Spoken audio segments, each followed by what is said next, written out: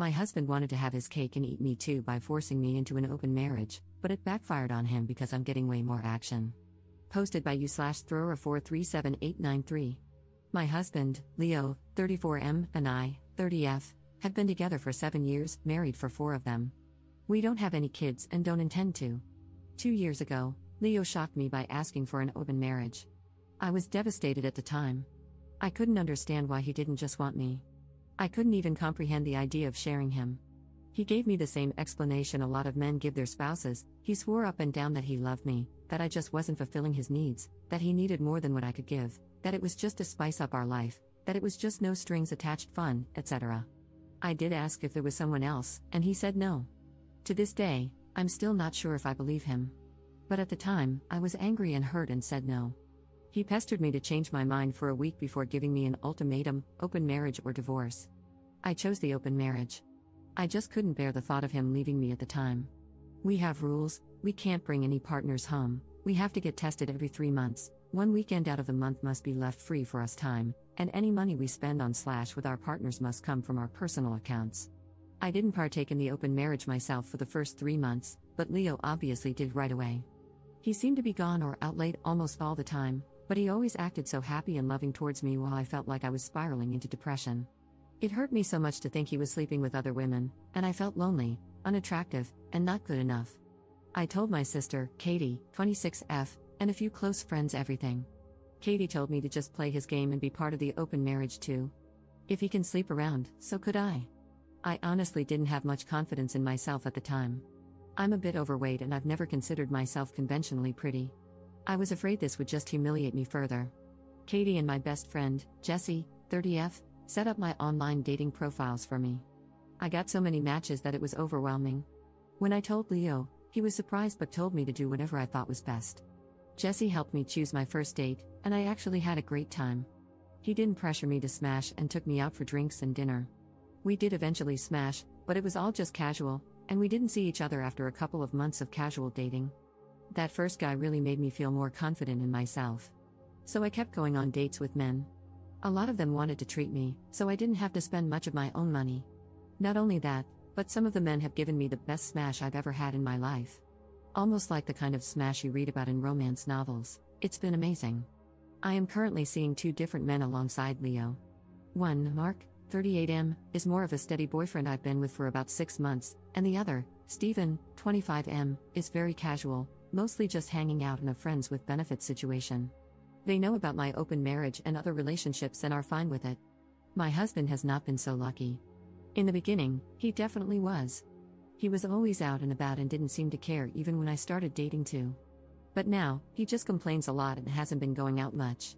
He whines about how he's usually the one spending money.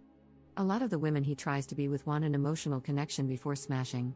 He often wants to be with younger women, but they want younger men. He's also been upset that I go out with random guys so often while he's at home alone all the time. He hasn't asked to close the marriage yet, but I feel like he will soon. He keeps saying he misses us and wants to spend more time together.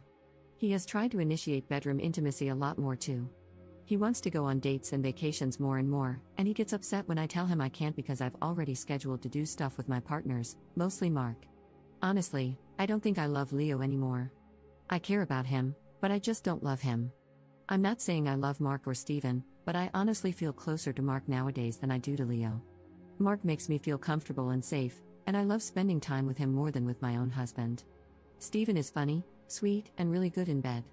Katie and Jessie have been wanting me to divorce Leo for a year now, but I was afraid of hurting him and thought I still loved him. But I think my love for him evaporated when he asked for this open marriage in the first place. Seeing him get all upset about it now, just because he's not benefiting from it, is also a turn-off for me. But I don't know if divorce is the best option. I still care about him and I still don't want to hurt him. Maybe if he finally asks to close the marriage, we can talk about it then. Update 8 days later. Hi everyone, I received so many comments and messages on my last post that I was a bit overwhelmed. Especially since many of you kept saying the same thing, divorce him ASAP. The thing is, I think a part of me does still love my husband. I know in my last post that I didn't think I loved him anymore, but I can't just forget about the things that I do love. I love when he sings in the shower, I love when he laughs so hard that he snorts, I love when he kisses my forehead after I've had a bad day, I love when he holds my hand when we watch TV together. Leo has done a lot of crappy things, but he really isn't the big jerk people think. Maybe that was my fault. But even if I do still love him, I'm not in love with him anymore. I don't think I have been for a while. I care about him, a part of me does still love him, but you all were right, I should have just divorced him when he gave me that ultimatum in the first place. This past Saturday, we had the big talk. I initiated it, but he didn't seem too surprised. I just told him that I noticed he didn't seem to like me going out with Mark or Steven and asked if there was a problem. He said there was, but he didn't ask me to close the marriage. He just asked me if I still loved him. I said something like, not like I used to. He broke down crying, which made me cry. I guess he had known for a while that I wasn't in love anymore, but he had hoped he could win me back if he funneled all of his energy into me. I was honest and told him that during those first 3 months of our open marriage, I think my love for him dried up, and I just couldn't get it back. I did tell him that I still cared about him and that I did love him, but it's not the same as it was. He asked if I loved Mark or Steven, and I said no. I like being with them and care about them a lot, but I can't say I'm in love with either of them. I also finally asked him why he wanted the open marriage in the first place. Many of you in the comments said he already had someone lined up, and you were right. He had someone at work he was interested in, and she wanted him too. The open marriage was just to get permission. He honestly never expected me to also get my own partners because of how unconfident I was, but he didn't want to stop me either because he thought nothing would come of it. He didn't really like me seeing other men, but he knew it wouldn't have been fair to tell me no when I gave him permission first. I guess Mark and Steven made him insecure because I was spending so much time with them on a regular basis. The open marriage was just smashing on the side for him, he only did hookups, and they never lasted long. He genuinely always just loved only me. But he thought I was falling in love with my partners, and he was losing me and wanted to win me back. We cried a lot and talked a lot. We've decided to get a divorce. Since the house is in his name, I'm going to move out and live with Katie for a while. He told me I didn't have to and could stay until the divorce was finalized, but I just can't. It's too hard to even look at him sometimes. I don't know how I feel, to be honest. I thought I would be relieved or sad, but I'm just tired. I wish I could have been like you all wanted me to be, clapping back, being sarcastic and snarky, or rubbing it in his face, but I don't feel like I've won anything. I just feel lost. Second update 5 days later. Our marriage is over. We both talked about reconciling, but I just can't do it. I can't love him like I used to. I've officially moved out and am currently living with my sister. I wish I could hate him for everything, but I don't. I'm angry, sad, frustrated, and devastated, but I don't hate him. I think everyone wants him to be the villain, but he's not clever enough for that. My husband was always short-sighted. He never really thought about the long term. His focus was always on the here and now, not whatever came later, because that was for future him to worry about. Now we're at that later, and it's awful. I wish I could blame him for everything. But he didn't slowly ruin or chip away at my self-esteem. He didn't break me down and make me hate myself. He didn't flaunt his success in my face. He didn't make me feel inferior. I came to him that way. He took advantage, but he was never hateful. Maybe I should have let him know during the open marriage how unhappy I was. I tried to hide it from him. He would even ask me, and I still lied. If I had been honest, maybe we could have closed the marriage. Maybe we could have just gotten divorced at the beginning. Maybe I should have negotiated better rules. I have so many maybes and so much blame for myself. If I had been more confident back then, maybe this open marriage never would have happened. But I blame him too. I hate that he let that woman come between us. I hate that he even entertained her flirtations and had discussions with us. I hate that he thought this was a solution and that I agreed because I couldn't bear the thought of losing him. But I don't hate him. I want to, but I can't. I know it'll get easier, but everything is so hard right now. I don't know what to do, and I feel like I'm going crazy. I hope I can feel like myself again soon. Commenter. Honey, he took your marriage hostage to get his willy wet whenever he wanted, fully believing that you would sit at home as a quiet little housefrau and not be unhappy about it. He was selfish on a galactic scale, and he was the one at fault for this. A partner who truly cared about working through things would not have held a gun to your marriage's head and said, either other women satisfy me, or the marriage ends. There's no fixing that level of selfishness, and there's no way a marriage can survive it. He prioritized his desires, and by the time he realized it was a bad call, it was already way too late. Do not blame yourself for any of this, because all you did was what he asked for. Third update 2 months later. Hey, it's been a while. It feels like both a lot and nothing has happened. I still have a lot of feelings, but I'm also just really tired. Leo and I are still in the middle of our divorce. It's been as amicable as a divorce can be. Since we mutually agreed to it and had a prenup, it's been pretty easy splitting everything else 50-50. My lawyer says I should be divorced by the end of the year. Leo is insistent on giving me alimony, but I'm not really interested. Thanks to a lot of people making me think about Leo's explanation for the open marriage, I approached him about it again and asked him to be 100% honest with me about that girl from work. He admitted there was more to it than he initially said. This is what he explained to me, and I have decided to believe him. Even if he's lying, it doesn't really matter anymore since we're getting divorced. I also just have little energy to care about the details at this point. According to him, this is the timeline.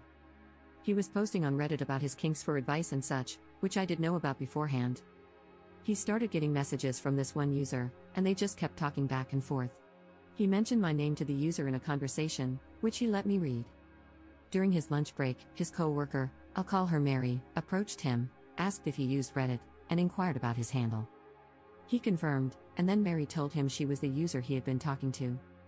They started talking more and more in real life as friends and eventually began chatting through Instagram. He also showed me these conversations. The conversations were mostly just memes and jokes, with occasional flirting and mentions of kinks. At one point, she said it was too bad he wasn't single. This is when he decided to demand the open marriage, because Mary was clearly into him and into the same kinks, and she could sexually satisfy him in ways I couldn't. That's how he basically put it, anyway. Truth be told, we did have some difficulties in the bedroom before the open marriage was brought up. I'm very vanilla, and he discovered his kinks after we were married.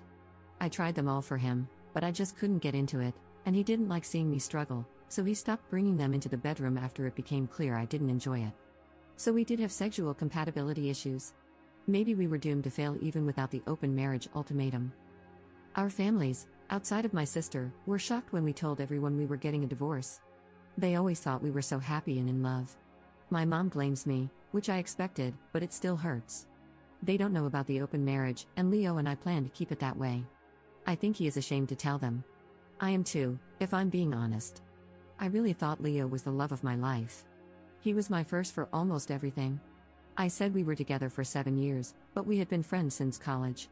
I've known him for nearly 12 years, and now we're about to become strangers. I still mourn my marriage, even though Katie and Jesse keep telling me this is for the best. They're both definitely thrilled, they don't hide it, but they also know this has been a weird time for me. I just don't know how to feel. I thought I would feel free, relieved, heartbroken, or something, but I just feel weird.